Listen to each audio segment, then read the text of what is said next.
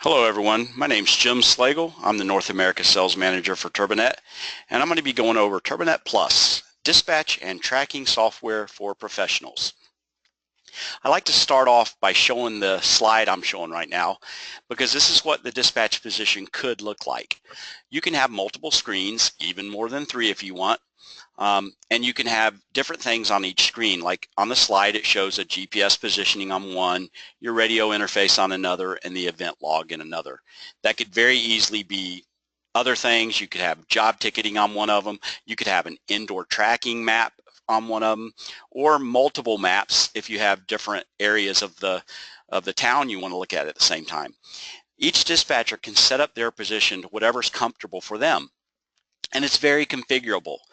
Now, you're going to see in a second, I'm going to switch to my live view, and I have everything on my laptop. So I have everything on one screen, but it's fine because I can still tab around and get to everything I need to get to. And what's important to me, I can put on my home screen. So if I'm mainly a dispatcher, maybe this is the screen I'll have. So right now, I'm going to go to all the way to the left here, and I'm going to explain what this is. This is my voice dispatch box here, and I get a lot of information just from this box. I can tell if my radio's on or off. I can tell if my radio's got a live GPS signal or if it's being tracked indoors, and I can tell the last time it was polled, if it's off or if it doesn't have a GPS lock. So as you can see, I have my different groups here. I have maintenance and security. I have 3 radios on my demo kit, so you can see one of them is green. That means that I have a live GPS lock and the radio is on. If it was blue, which you'll see it go to blue from time to time because I'm inside with a XPR 7550 portable radio. So we all know portable radios, it's a little tougher to catch a GPS signal inside. I am next to a large window, so that helps quite a bit. But you'll see it at times lose the GPS signal and it'll go blue. But I can hover over and I can see exactly where that radio is at the present time. So you can see the speed it's going and the latitude launch, and it says the exact address. It's at 14616 Reese Boulevard in Huntersville, North Carolina. So as you can see, I'm right outside of Charlotte, and that address is very accurate. So now if I wanted to see where Chuck Norris last was polled, because his radio's off, so I go over here and it'll show me that before he went offline on 12/5 at 6:37, which was yesterday, he was in Asheville, North Carolina, and it gives the exact address. So you can see where people were the last time their radio was on, even if their radio isn't on. Same thing with the indoor tracking. I can see that Paul Blart is at Pinky's restaurant on the first floor. So we'll get to that in a minute, but you can see where people are without having to go through much effort, or even going to your mapping pages. You can find out where your radios are located. If I wanted to send a text message, and there's Brad Pitt on cue, his radio went offline. So the radio's on, but they don't have a GPS lock. But again, I can still hover over and see when was last time that this radio was polled. And it was at 9:19. And if you look at the bottom right of my screen, it's 9:21 now. So you can see the last time that radio was polled. So you have an idea of where that person might be, even if they don't have a GPS lock. If it was 5 minutes ago, you know they're pretty close to that area. So this is the easiest place. If I wanted to send a text message, I can send a message directly to that radio, or if I wanted to do a private call, I could do that, which I'll demonstrate later on. First, I wanted to go over my radio interface, which is the first box here is my telephony box. Now this is how you can bring a telephone system into your console, and your dispatcher can not only dispatch to radios and everything, they can answer telephones and transfer telephone calls to radios or to radio groups.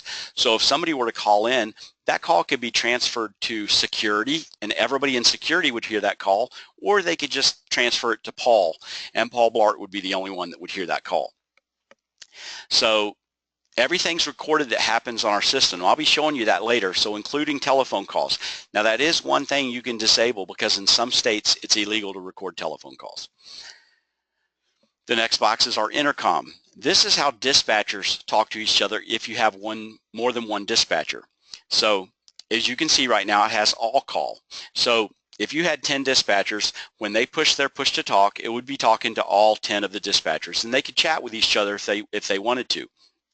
one of the great things about this is it goes over your IP, so it doesn't take up any of your radio frequency time, so they can talk all they want, and it's not going to block your channels if somebody's trying to make a radio call.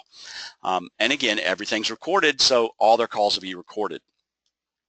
The next box is our maintenance box. Now this is my maintenance group. Now who's in there? It's Brad Pitt and Chuck Norris. So if I wanted to call somebody, I could just push the push to talk, and it would call everybody in maintenance. And I'll go ahead and demo that real quick. Hello, hello. And you can see my voice did the little trouble there.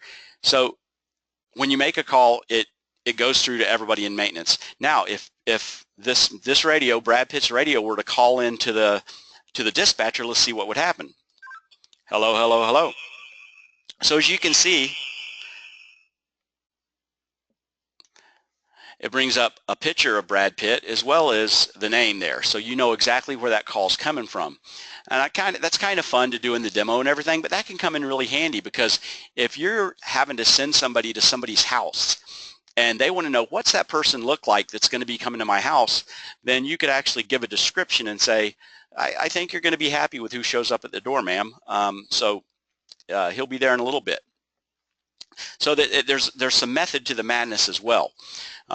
You can also, we have a little button here that if you wanted to, if you're in a loud environment or you have a very important message, you can push this and it'll make a loud noise before it opens up the microphone. Hello, hello, hello. So it plays that loud noise before it opens up the microphone. So if you're in a plant or something and it's very loud, when they hear that alert go off, then they know something's up. The other buttons that they have is just, this would mute all the channels but this one. So if you have something important going on and you just want everybody else to leave you alone and you push that button, then everything else is muted and you're only concentrating on that one thing. So in case of an emergency or whatever, that would be a good button to have. Or if somebody's just annoying you on this channel and you just want to mute it and have all the other channels still open, then you can do that. So, and then you have your security and emergency. So you have all your different channels, and it makes it very easy to maneuver around. You can have an all call button. You can have whatever you want. So now that I showed you that, I'm going to show you how easy it is to configure your display the way you want it. So now I'm going to bring up my recent calls and events. I have it here as well if I need to go to the large view of it. But sometimes I just want to know what's going on and I want to be able to look down here and see what's happening. So I'll make a radio call real quick and you'll see it immediately be recorded down there. So hello, hello, hello. Hope everybody's having a good day. So if you notice that Brad Pitt's name still came up there even though you have the small PTT box, but you don't get his picture. So that's a sacrifice you have to make. If you want to have the box smaller, you can't pull the picture up. But again, configure it the way you want to. So now if I wanted to play this message, I can just click on it. So, and I can play back the message. So if somebody called in and the dispatcher wasn't sure what they said, or even they said something maybe they weren't supposed to, you could listen and say, huh, that's weird. And if they wanted to save that, they could save it via WAV file and actually email it to the person's boss. And the boss could play it right off a WAV file.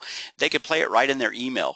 So a lot of cool things you can do with this. And this, like I said, everything's recorded. So if you send a text message, it's going to be recorded. And I'm going to demonstrate that real quick just to show you how easy it is. So I'm going to pull up Brad's radio and I'm going to say, hello, Brad, and I'm going to send it. You can see how quickly it goes through. So Brad gets the message and he's going to do a quick reply here. So, and then you can go down and see. First, the message pops up, so it's very easy for the administrator to see, or the dispatcher. And it says, Jim, get on with the demo. So, okay, thanks. But you can also see it down here. You can see where the administrator, because I'm logged in as the administrator, not a dispatcher, because I want to show you some of the administrative powers I have. Typically, it wouldn't say administrator. It'd have like Betty or Bob or whatever the dispatcher's name is. Called Brad Pitt and said, hello, Brad. And then Brad Pitt called back the administrator and said, Jim, get on with the demo. So everything's recorded that happens in our system. Even if it's a private call between two radios, if it goes through the repeater, we record it. So very, very user-friendly, a lot of good features, and this is just a small portion of why nobody can touch us. We're the best software for dispatch and location software. Another couple things I want to go over is our quick commands. So if you have something you want to put out to everybody, like in an emergency situation where there's maybe I have fire on the plant floor. If you wanted to have an all call and this go out to all the radios and it be, you know, fire in the plant, you could just push that button like I just did. And it'll play the emergency message, whatever you want. Or maybe you have a message you just want to go to a certain group like maintenance. And I have here in this example, a truck pulls in. So if a truck pulls in and certain people have to go unload that truck, when the dispatcher sees the truck pull in, they can push that button. But what happens if somebody's on the radio when that button's pushed? Well, let's see. So I'm on the radio, I'm going to push the push to talk. And then that truck pulled in, got pushed. So what happens is that message gets put in a queue and it waits for the channel to come open. And then it'll play the message. So you can see even if you're on the radio, you're still going to get the message. So and then we have some queued messages. So if you got to think you maybe have 30 radio groups, you have a bunch of them, and you want to send out a message, and some people are on the radio in maintenance and some are on in security and some channels are free. Well, you don't have time to wait till everybody's off the radio, so you can just do a quick message. And what I'm going to do is to make it a little quieter, I'm just going to do it for one for maintenance, but I can do selected channels and I can select or unselect the channels that easy. So I'm going to record a message for selected channels and it's just going to say report to the office. So now I can save that if that's a message I'm going to play often, or I can just send it, and if the channel's open, it'll play it. If it's not open, it'll wait for it to be open, and it'll play the message when the channel comes open. So that's a good way to have a passive message going out to a lot of groups, because you might not be able to wait till everybody's off the radio, so it'll do that. We also have cross-patching. Very, very easy to create a cross-patch. I'm simply going to drag and drop 2 radio groups. I could do more. I could do 4. I could do 10, however many. And I push create group, and I just created a cross-patch.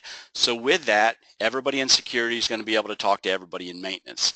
And if the dispatcher pushes the push to talk on either maintenance or security or right here, then everybody's going to be able to hear that. So that's done on a console level. This is something the dispatcher can do if they're given permission, and the dispatcher can delete that cross patch. So once whatever's going on is over that they want to delete the cross patch, they can do that. Now this can also be done on a systems level. As the administrator, you have all these different powers and you can do system bridging. So with system bridging, you're actually doing it on a systems level, not the console level. So if you want to kind of create a permanent patch that nobody else can undo, as the administrator you have that power, and then only you could undo that. So very, very good feature to have, especially if you're migrating from analog to digital and you just kind of slowly want to buy them digital radios. You can do that, and you can cross patch, and the analog and the digital radios can talk to each other. So very, very great feature to have when migrating. So you can also, I want to declare an emergency on this screen just so you can see what it looks like. Even if I'm not on a mapping page, I'm going to push the orange button on my radio, and you can see it pulls up Brad Pitt exactly where he is on the map. And so I have the emergency, and then it's right here, and I clear the emergency, and then I write Brad is fine. So I have that down there, and then you can see as everything's recorded on our system, emergency happened, it was cleared off the radio, and it was cleared by the administrator and put Brad is fine. So you can keep a log of what happens no matter how, you know, and then you can go back and search 2 weeks later, 6 months later, a year later, you can search and say, what happened on that emergency on December 6th? And a lot of people are thinking right now, I wonder how long it saves things. You know, how long does it save things? Well, it saves a lot of things. It's going to fill up your hard drive. But the great news is we have an answer for that as well. If you want to export everything to an external hard drive, say once a month or once every 2 weeks, whatever your desire is, you can do that, and you set it up on a schedule, and you don't even have to think about it. You don't have to say, oh, it's the end of the month, I need to transfer all these files to the external hard drive. You put it on a schedule and it happens automatically. You don't have to think about it. And it'll archive these calls as long as you want to archive them. So in case you have to go back and search for something 2 years from now, you can do that.